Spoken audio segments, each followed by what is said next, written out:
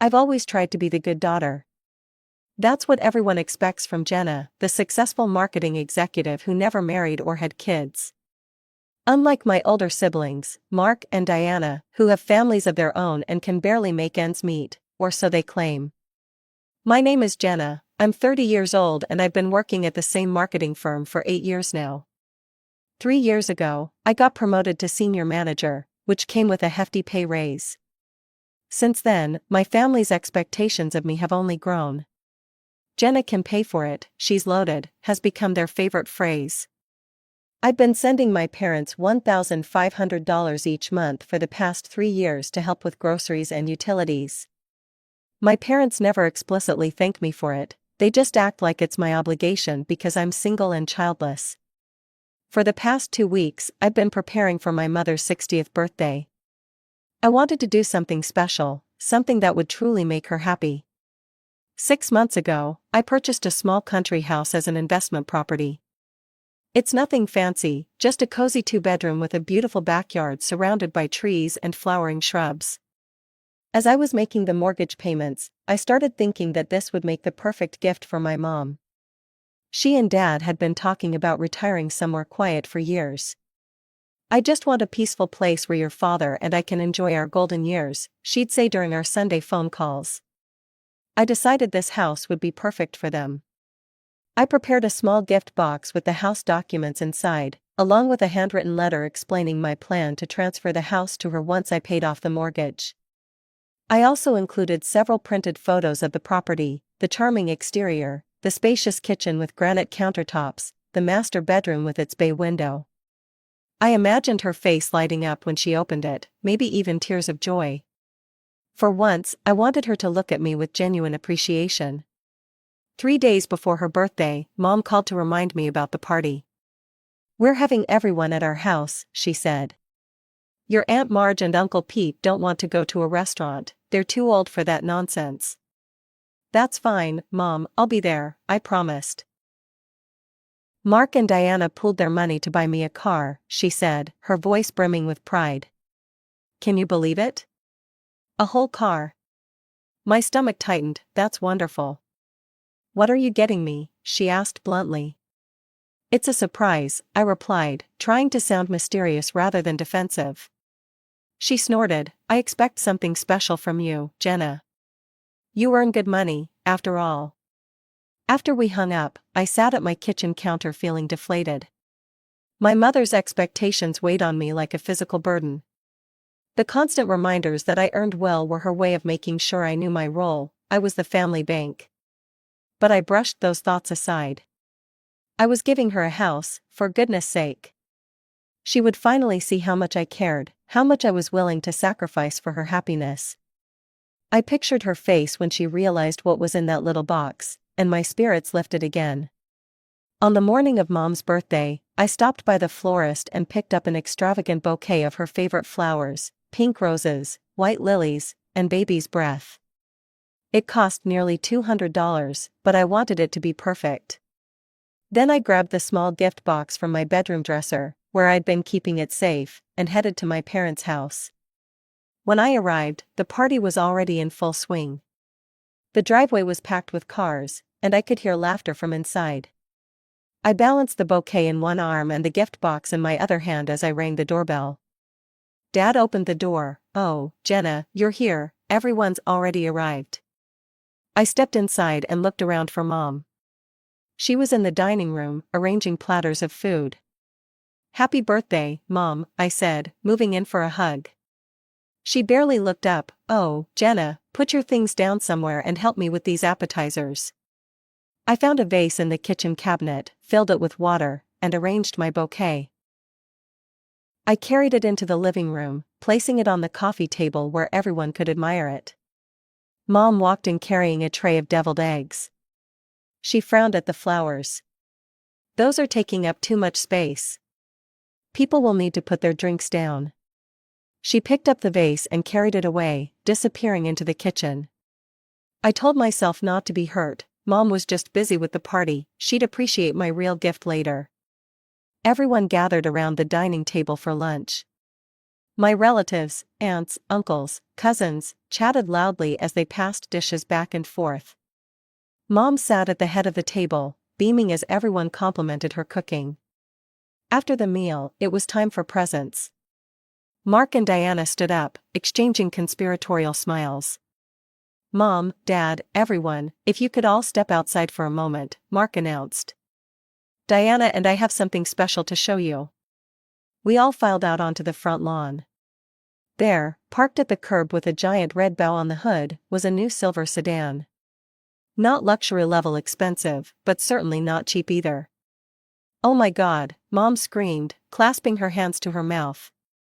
Her eyes filled with tears as she turned to embrace my siblings. I can't believe you did this. Everyone applauded. Dad put his arm around Mom as they posed for photos in front of their new car.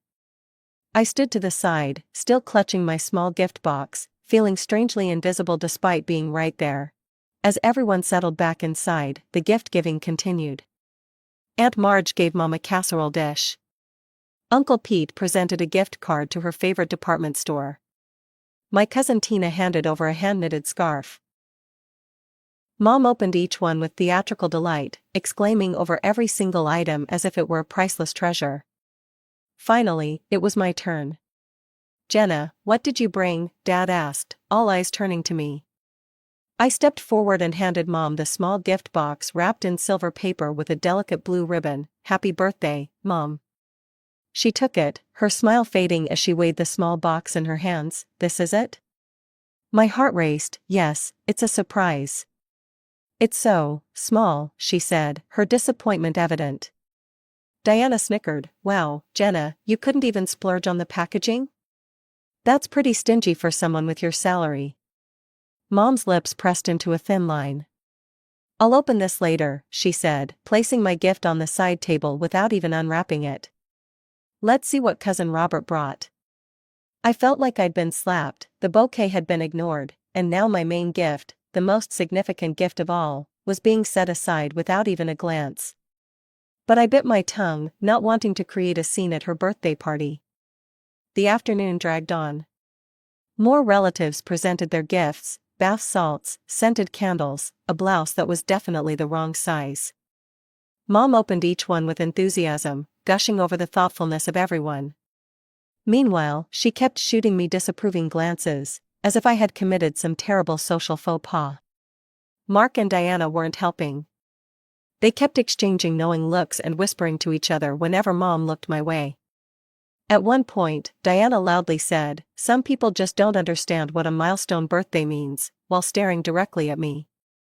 By mid-afternoon, I needed a break from the tension. I excused myself to step outside, partly to get some fresh air and partly to make a quick call to my assistant about a presentation due on Monday. The cool breeze helped clear my head, and for a few minutes, I could pretend I was somewhere else. When I came back inside, I headed toward the kitchen for a glass of water. That's when I saw it, my gift box, still wrapped, sitting in the trash can beneath the sink. Next to it were the mangled remains of my expensive bouquet, the petals crushed and stems broken. I stood frozen, unable to process what I was seeing. My mother had thrown away my gift without even opening it. The house documents, the letter I'd written pouring my heart out, the photos, all tossed away like garbage.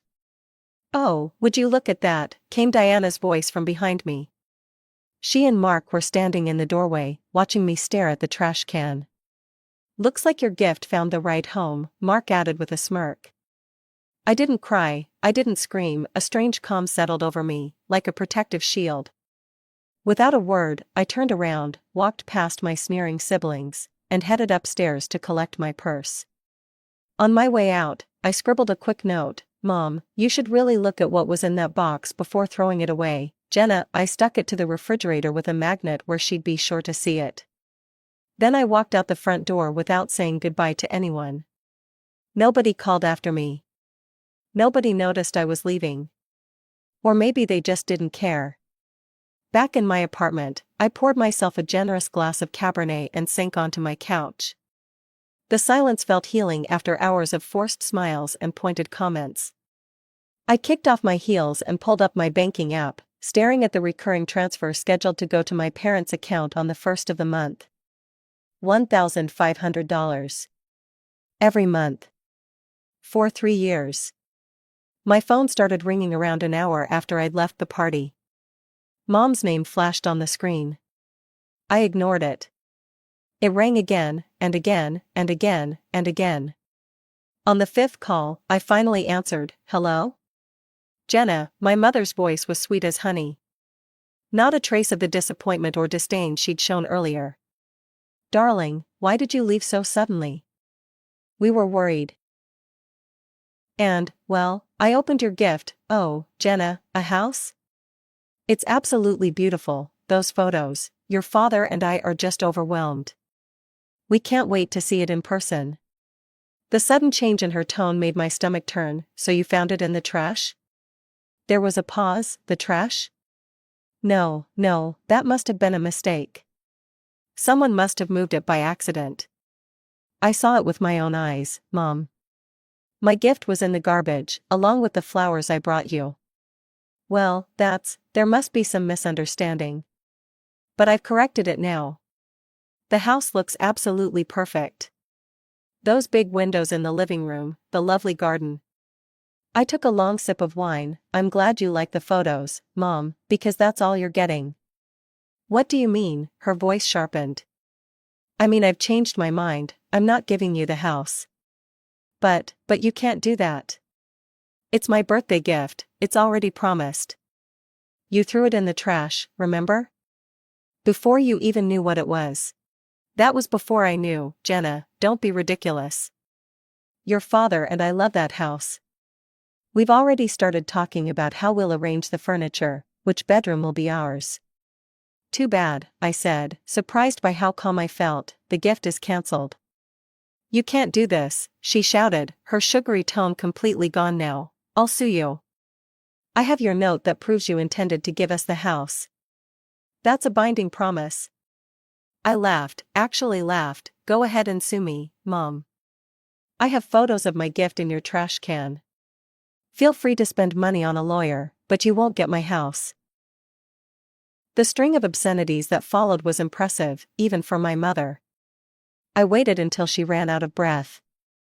"Goodbye, Mom," I said, and hung up. I took another sip of wine, then opened my banking app again.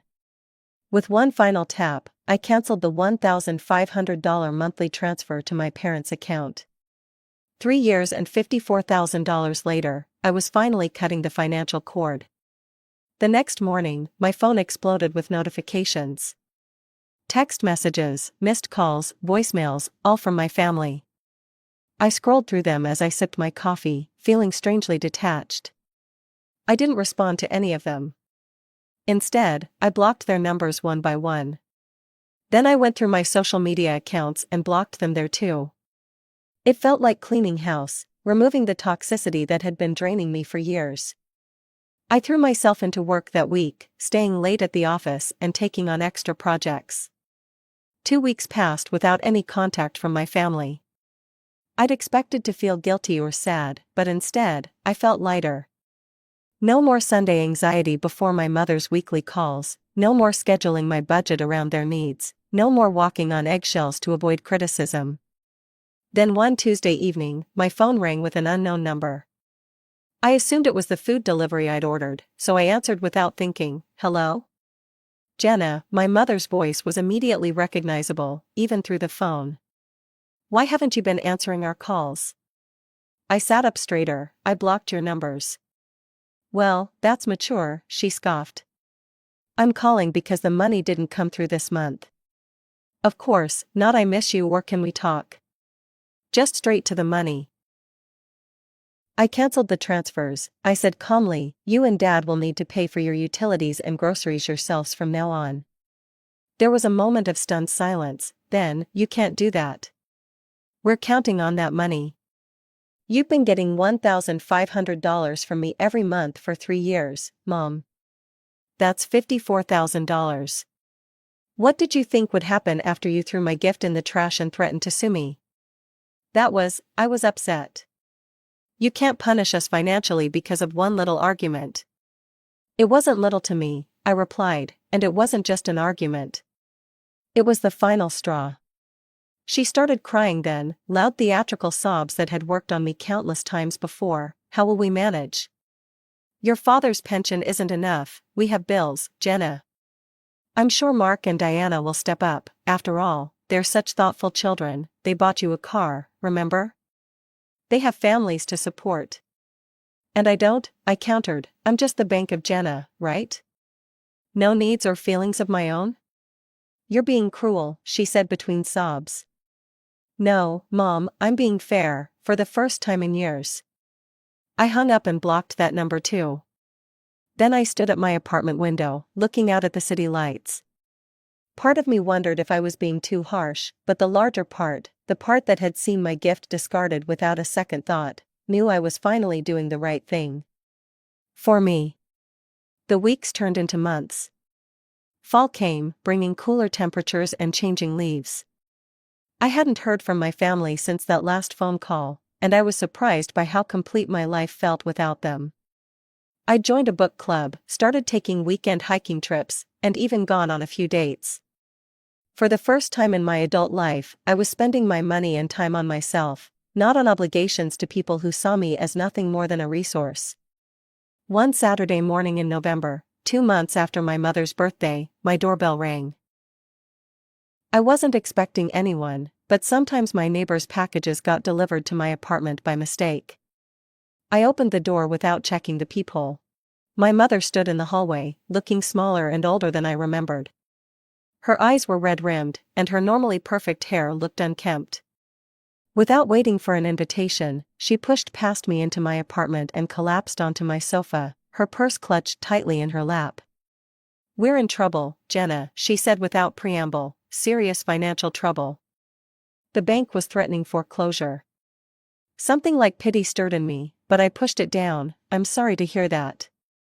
No, you're not, she snapped, her vulnerability suddenly replaced with anger. You're enjoying this, aren't you? Seeing us struggle while you live in this fancy apartment with your fancy job. I'm not enjoying your pain, Mom, but I'm not responsible for it either. So you're just going to let us sink? After everything we've done for you?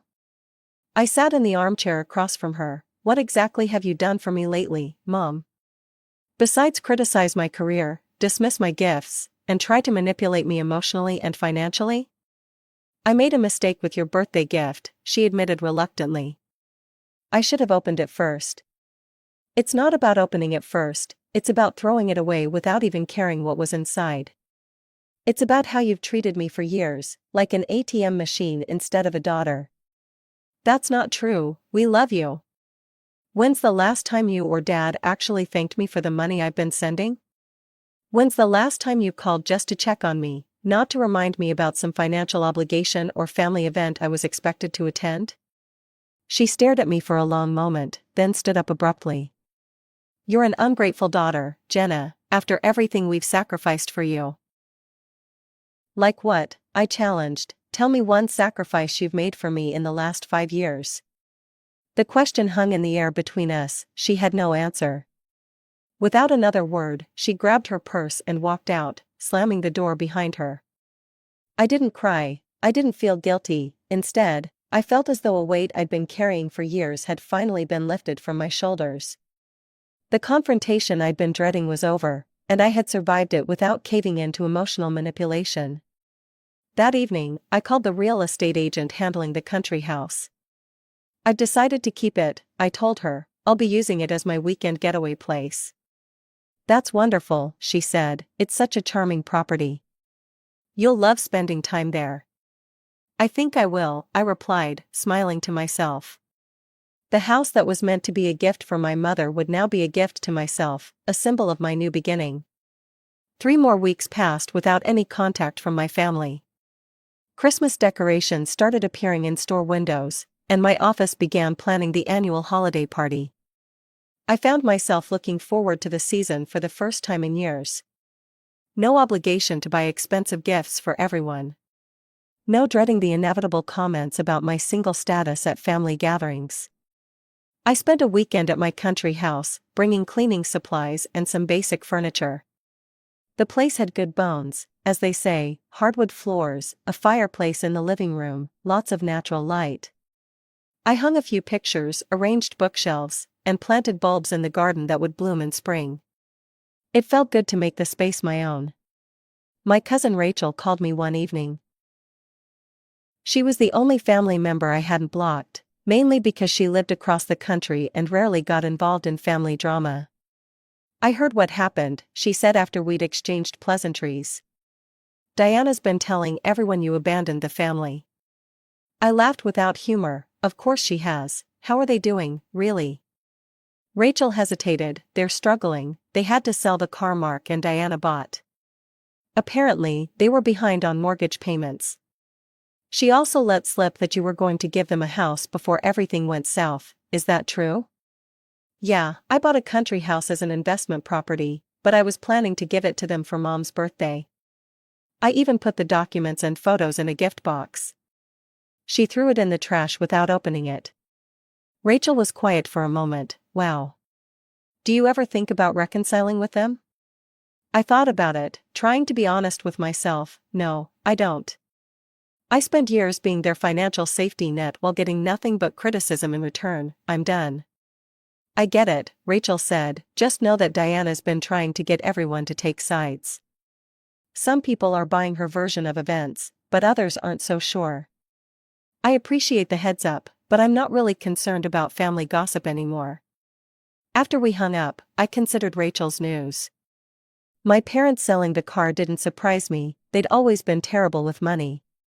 What did surprise me was how little guilt I felt.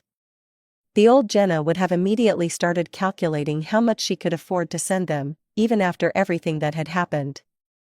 The new Jenna understood that wasn't her responsibility. A week later, I ran into Mark at the grocery store. I was picking up ingredients for a dinner party I was hosting for friends from work. He was in the wine aisle, staring at the cheaper bottles. "Jenna," he said, startled when he noticed me. "Mark," I nodded, planning to keep walking. "Wait," he called after me, "can we talk for a minute?" I stopped, shopping basket still in hand. "What about?" He looked uncomfortable. "Mom and Dad. They're really struggling, Jenna. Dad's blood pressure is through the roof from the stress." "I'm sorry to hear that," I said, and meant it. I didn't wish them ill health. "They need help," he pressed, "financial help." "And where are you and Diana in all this? You two gave Mom a car for her birthday. Surely you can help them with their bills." He shifted his weight. "We have families to support, kids, mortgages. And I don't?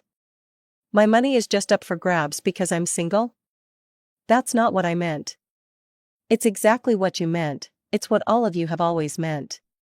I started to walk away, then turned back. "Remember what you said when you saw my gift in the trash?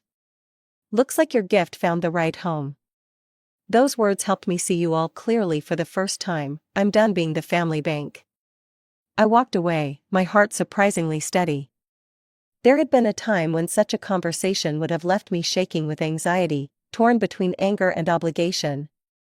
Now I just felt calm certainty that I was on the right path. That night, as my friends gathered around my dining table, laughing and sharing stories over the meal I'd prepared, I realized I'd created my own family, one based on mutual respect and genuine affection rather than blood ties and financial expectations. "To new beginnings," my friend Tara said, raising her glass in a toast. "To boundaries," I added, clinking my glass against hers. The next day, I received a formal letter from a law firm representing my parents. They were claiming I had made a legally binding promise to give them the country house and were demanding I either transfer the deed or provide financial compensation. I forwarded the letter to my company's legal department. One of the perks of working for a large corporation was access to legal counsel. By the end of the week, my lawyer had sent a response pointing out that a birthday gift, never actually given or accepted, did not constitute a legally binding agreement. She also mentioned the photographic evidence I had of the gift being discarded, which proved rejection of the offer. I never heard from their lawyer again. As winter deepened, I settled into my new normal. Weekdays in my apartment in the city, weekends at my country house.